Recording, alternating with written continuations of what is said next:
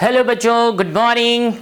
बच्चों अब हम बात करने जा रहे हैं, हमने ट्रांसेंडेंटल फंक्शन स्टार्ट किया था, फंक्शन से रिलेटेड हम बात कर रहे हैं। बच्चों एक बात मैं आपको बता दूं, ये जो कंटेंट हम पढ़ रहे हैं ये सारी बातें अगर आपको पसंद आए वीडियो लाइक जरूर करना। ओके, लास्ट लेक्चर में हमने बात की थी ट्रांसेंडेंटल फंक्शन से रिलेटेड। ट्रांसेंडेंटल फंक्शन से रिलेटेड बात की थी, उसमें हमने दो फंक्शन पर बात किया था, जनरल एक्सपोनेंशियल एंड लॉगरिथमिक। किस पर बात किया था बच्चों? General exponential and logarithmic function की बात की थी। तो स्टूडेंट लॉगरिथमिक फंक्शन क्या होता है उस पर हमने बात कर ली थी। आज हम प्रॉपर्टीज पर बात करेंगे। लॉगरिथमिक फंक्शन की प्रॉपर्टीज क्या है? प्रॉपर्टीज ऑफ लॉगरिथमिक फंक्शन देखो आप स्टूडेंट क्या है, प्रॉपर्टीज ऑफ लॉगरिथमिक फंक्शन। एक बात और स्टूडेंट मैं बता दूं, इसमें जहां पर भी लॉग की बात लिखी हुई है वो जो लॉग की कंडीशन थी वो कंपलसरी है। वो यहां पे मैंने मेंशन नहीं किया कि एम एन पॉजिटिव होने चाहिए, ए भी पॉजिटिव होना चाहिए, ए नॉट इक्वल टू 1 होना चाहिए, वो बात हमने यहाँ पे मेंशन नहीं की है। लेकिन इस सारे प्रॉपर्टी पे वो बात कंपलसरी है। ये प्रॉपर्टी तभी वैलिड है जब वो लॉगरिथमिक की जो कंडीशन थी उसको भी ध्यान रखी जाएगी बात। ओके ओके बच्चों, तो फर्स्ट प्रॉपर्टी क्या है student? Log M plus log n क्या होगा? Log M N. Log M plus log n क्या होगा student? Log M N. Log M plus log n का फॉर्मूला क्या है? Log M N. प्लस होगा तो मल्टीप्लाई हो जाएगा, माइनस होगा तो डिवाइड हो जाएगा। बहुत इंपॉर्टेंट प्रॉपर्टी है, ये मैथ्स में भी यूज होती है और फिजिक्स में भी यूज होती है। ओके बच्चों, log M plus log N की वैल्यू क्या है? Log M N. Log M minus log N की वैल्यू क्या है? Log M by N.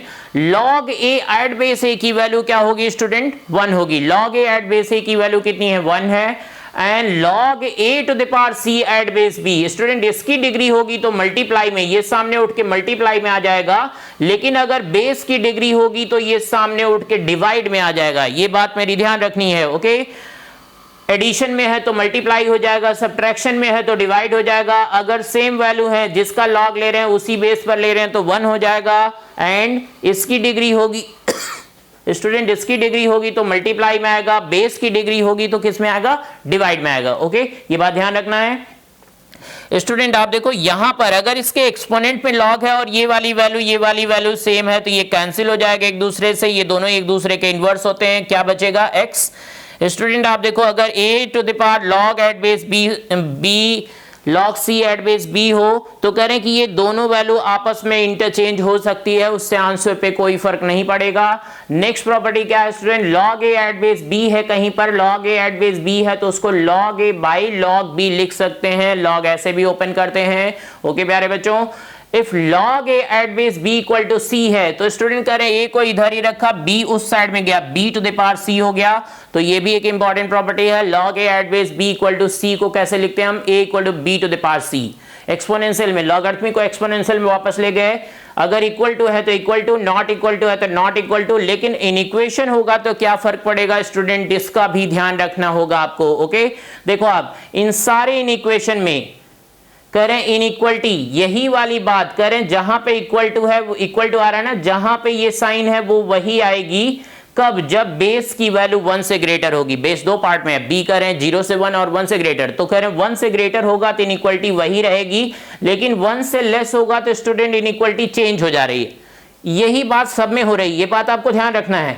जब भी b 1 से लेस होगा तो इनइक्वलिटी चेंज हो गई, इनइक्वलिटी चेंज हो गई। यहां भी देखो आप इनइक्वलिटी चेंज हो गई।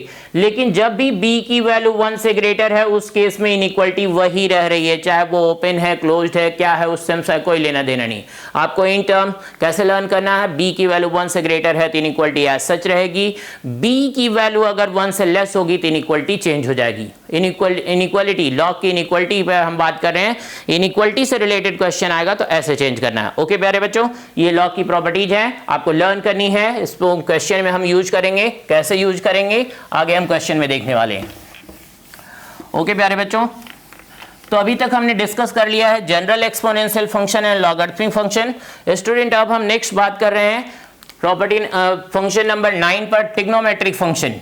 ट्रिग्नोमेट्रिक फंक्शन क्या है? ट्रिग्नोमेट्रिक फंक्शंस क्या हैं, उनके डोमेन क्या हैं, ट्रिग्नोमेट्रिक फंक्शंस के डोमेन क्या है, एंड ट्रिग्नोमेट्रिक फंक्शंस के रेंज क्या है। स्टूडेंट एक बात मैं आपको बता दूं, ट्रिग्नोमेट्री का पूरा कंप्लीट एक चैप्टर है, तो हम पूरे चैप्टर को नहीं पढ़ने जा रहे हैं, बस इस चैप्टर में फंक्शन के डोमेन और रेंज की जरूरत पड़ेगी, हम डायरेक्ट उस पर आ रहे हैं।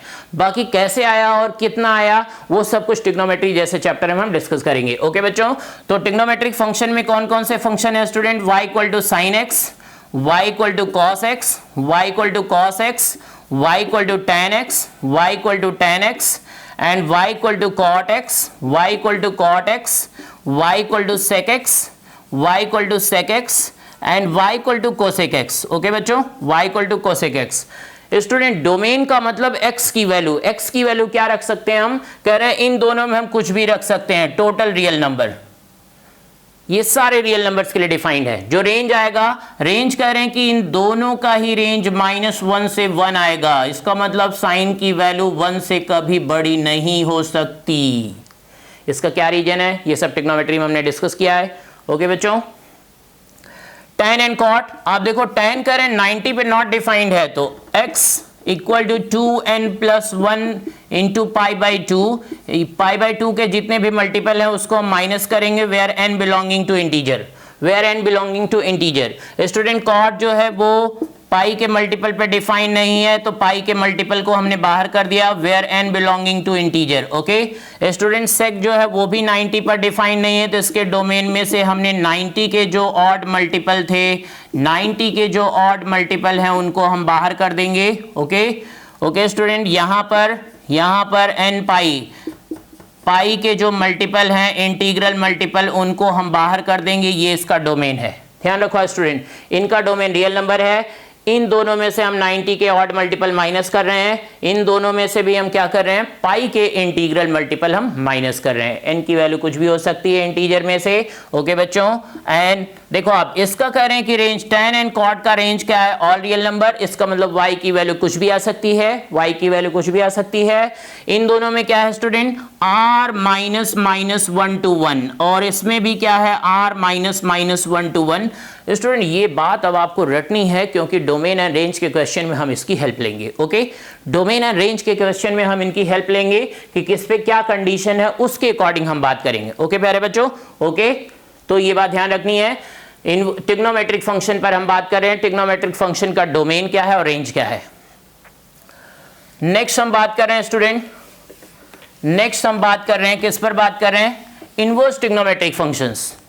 इनवर्स ट्रिग्नोमेट्रिक फंक्शंस की बात करें 10th, inverse trigonometric functions, inverse trigonometric functions, inverse trigonometric functions कौन कौन से हैं student, y equal to sine inverse x, y equal to sine inverse x, y equal to cos inverse x, y equal to tan inverse x, y equal to tan inverse x, y equal to cot inverse x, y equal to cot inverse x and y equal to sec inverse x, y equal to sec inverse x and y equal to cosec inverse x। Okay student, जितने trigonometric हैं उन्हीं के inverse किए तो उतने ही inverse trigonometric functions भी हैं। उनका डोमेन क्या होगा, जो इसकी रेंज है वही डोमेन में होंगे, -1 से 1, -1 से 1। ओके स्टूडेंट, -1 से 1, total real number and r minus 1 to 1 and r minus 1 to 1। Okay बच्चों, जो ट्रिग्नोमेट्रिक फंक्शन के रेंज है वही यहां पर डोमेन का काम कर रहे हैं, क्योंकि इनवर्स फंक्शन है तो इंटरचेंज कर लिया। अब हम रेंज पर बात करते हैं, रेंज पर बात कर रहे हैं स्टूडेंट। रेंज क्या होगी, रेंज क्या होगी, आप देखो कह रहे हैं कि जो साइन इनवर्स का रेंज है वो क्लोज्ड इंटरवल -π/2 से π/2 है। ओके बच्चों, ये ध्यान रखना आपको। वैसे तो इसका जो ट्रिग्नोमेट्री का डोमेन था वही रेंज पे आता, लेकिन आपको पता होना चाहिए बच्चों कि इनवर्स फंक्शन तभी डिफाइंड होता है जब फंक्शन 1/1 हो। तो 1/1 बनाने के लिए हमें उसको थोड़ी बाउंडेशन लगानी पड़ गई। उस बाउंडेशन के बाद जो रेंज आई है -π/2 to π/2। ये सब बात कहां से बाउंडेशन है, ये इनवर्स ट्रिग्नोमेट्री के चैप्टर में हम डिस्कस कर रहे हैं। ओके बच्चों, ओके, तो अभी आपको बस इस चैप्टर में डोमेन एंड रेंज की जरूरत है, तो उतनी बात हम कर ले रहे हैं, क्योंकि ये पूरा चैप्टर है और पूरा चैप्टर, इस चैप्टर में हम इन्वॉल्व नहीं कर सकते, नहीं तो बहुत बड़ा चैप्टर हो जाएगा। ओके, ओके बच्चों, तो 0 to π क्लोज्ड इंटरवल आपको बस ऐसे लर्न रखना है। कह रहे हैं कि यहाँ पे ये दोनों ही क्लोज्ड इंटरवल है, लेकिन ये -π/2 to π/2 और ये 0 to π, और ये दोनों ओपन इंटरवल पे हैं, -π/2 to π/2 एंड 0 से π पर ओपन इंटरवल। ओके बच्चों, ध्यान रहे, जो कॉस का है वही सेक का होगा, जो कॉस का है वही सेक का होगा। बस हमने 90 बाहर कर दिए, क्योंकि सेक 90 नॉट डिफाइंड होता है। cos 90 0 and sec 90 not defined, तो 90 को बाहर कर दिया। एंड जो साइन का है वही कोसेक का होगा, जो साइन का है वही कोसेक का होगा, बस हमने 0 बाहर कर दिया। क्यों बाहर कर दिया बच्चों? क्योंकि कोसेक 0 नॉट डिफाइंड होता है, तो 0 को हटा दिया। ओके, तो स्टूडेंट अभी तक हमने बात कर लिया है कि अलजेब्राइक फंक्शन क्या है, ट्रांसेंडेंटल फंक्शन क्या है, उन दोनों को मिलाकर के 10 फंक्शन थे, उनके डोमेन, रेंज, ग्राफ सबकी बात कर ली है। ट्रिग्नोमेट्री और इनवर्स ट्रिग्नोमेट्री के ग्राफ की बात हम उन्हीं चैप्टर में करेंगे, क्योंकि ट्रिग्नोमेट्री और इनवर्स ट्रिग्नोमेट्री दोनों ही चैप्टर हमारे सिलेबस में है। ओके बच्चों, तो सारी बात अच्छे से पढ़नी है, एक एक बात समझनी है। जहां नहीं स्टूडेंट, सबसे इंपॉर्टेंट बात, समझने के साथ साथ रटना बहुत जरूरी है। रटना तो पड़ेगा ही, कुछ भी कर लो। अगर आपको नंबर ऑफ क्वेश्चन निकालने हैं और सबसे ज्यादा क्वेश्चन निकालने हैं और सबसे पहले निकालने हैं, तो रटना बहुत जरूरी है। ओके ओके बच्चों, तो वीडियो लाइक करना है और शेयर करना है, कमेंट भी करना। Okay, thank you.